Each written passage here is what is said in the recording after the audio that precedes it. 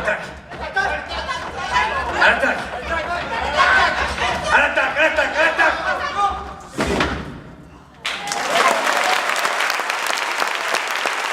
Alice, Ben et Loïc Antoine, bonjour. Salut. Bonjour. Du coup, est-ce que vous pouvez nous dire un peu ce que vous avez pensé de votre passage ce soir à Bourg-en-Bresse? Moi j'ai été fin ému. Mais c'est pas la première fois que je viens. À un moment dans ma carrière, j'ai cru que c'était trop. Puis là, ça fait quand même 10 ans que je trouve que c'est plus assez. Et on peut pas ne pas parler de la Jeanne, qui est quand même un des endroits les plus percutants, dynamiques et tourné vers l'avenir qui existe. Et Jeanne était vraiment super énervée du fait que Éric Chevalier n'ait pas programmé pendant aussi longtemps. Et par le truchement du Very Big Experimental To Be Free Orchestra, j'ai été reprogrammé, enfin. Des raisons de venir à Bourg, ce théâtre qui est juste magnifique, quoi. Enfin, on n'a pas tout visité parce que c'est immense et la structure un peu complexe, il y a beaucoup de couloirs et tout. On se perd tout le temps ici, c'est chiant. Ouais, c'est pas mal. Moi je trouve ça rigolo. C'est mal fait.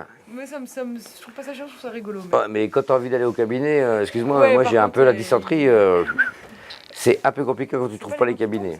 Les parents de François Mignon, Mignon, bien sûr il est bressant, bien sûr il y a des bressants, et aux Lumières, Pedro, il est bressant, Alizé et Bressane, il y a c'est poulet sur poulet là. Et alors, qu'est-ce que tu dirais aux gens qui connaissent pas Bourg-en-Bresse pour qu'ils viennent à Bourg-en-Bresse? Je leur dirais droit dans les yeux, mais venez, je connais des gens ici qui sont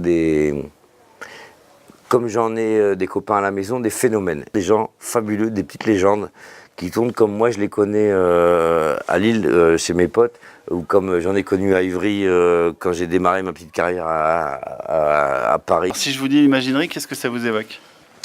L'imaginerie, c'est à l'attaque, c'est la fantaisie. Je suis persuadé qu'on sera sauvé par la fantaisie. J'ai un copain qui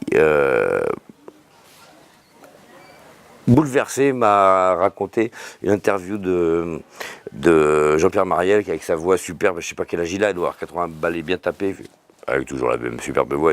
On lui demande qu'est-ce qui se passe aujourd'hui, il dit bon, mais qu'est-ce qu'il faudrait faire? Faut délirer.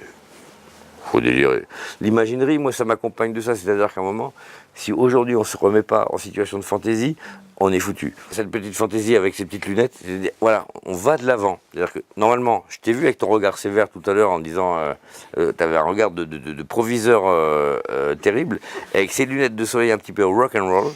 D'un seul coup, on s'est remis en fantaisie, on s'est mis en imaginerie, et Bourg-en-Bresse est sauvé. Vive Bourg, vive l'imaginerie. Et tout de suite, quoi, enfin, je ne sais que dire. Je peux vous embrasser?